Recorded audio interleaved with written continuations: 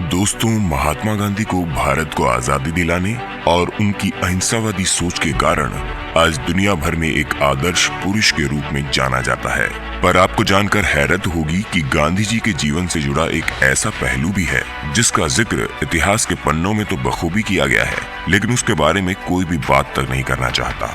गांधी जी के जीवन का ये पहलू है उनके द्वारा आश्रम में महिलाओं पर किए गए अश्लील प्रयोग।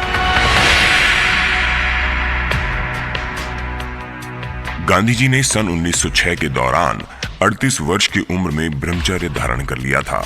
बता दें कि किसी भी व्यक्ति को ब्रह्मचर्य धारण करने के बाद हर प्रकार की शारीरिक संबंध और काम भावना से दूर एक आध्यात्मिक जीवन का पालन करना होता है। तो ऐसे में गांधी जी को भी यही करना था। अब वो किसी भी महिला से संबंध नहीं बना सकते थे।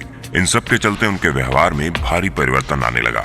वो महिलाओं की मौजूदगी में असहज और अजीब सा महसूस करने लगे। अपने व्यवहार में आए इस परिवर्तन को दूर करने के नाम पर गांधी जी ने अपने आश्रम में महिलाओं पर अश्लील प्रयोग करने शुरू किए।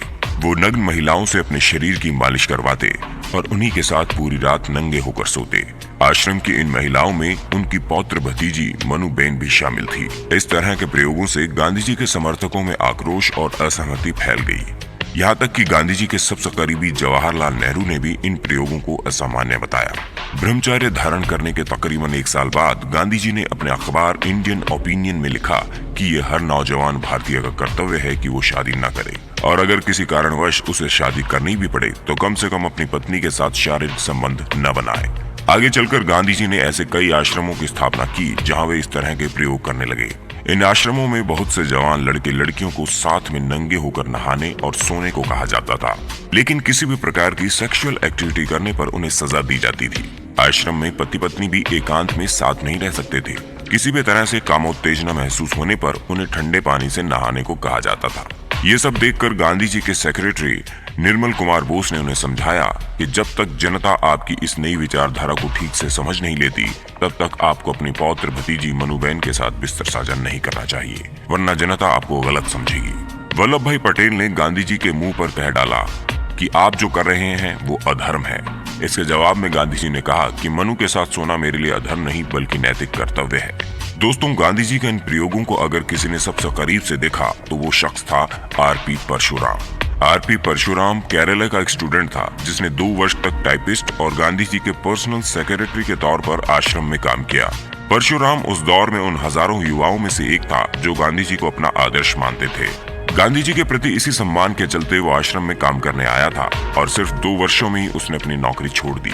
नौकरी छोड़ते वक्त उसने एक खत में गांधी जी के व्यवहार और आश्रम में हो रहे अश्लील प्रयोगों से हो रही परेशानी के बारे में लिखा।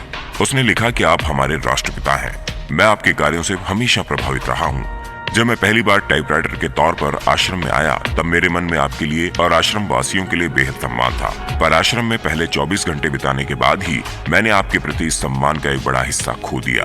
आपके महिलाओं के साथ निर्वस्त्र सोने और नहाने के मैं सख्त खिलाफ हूँ। मैं खिलाफ हूँ इस बात के कि आप उन युवाओं को अपने इस तरह के प्रयोगों के लिए इस्तेमाल करते हैं बिना ये सोचे कि उनको कैसा महसूस होता होगा। दोस्तों, हम भारत के लोग अपने महान लोगों के प्रति बेहद संवेदनशील होते हैं।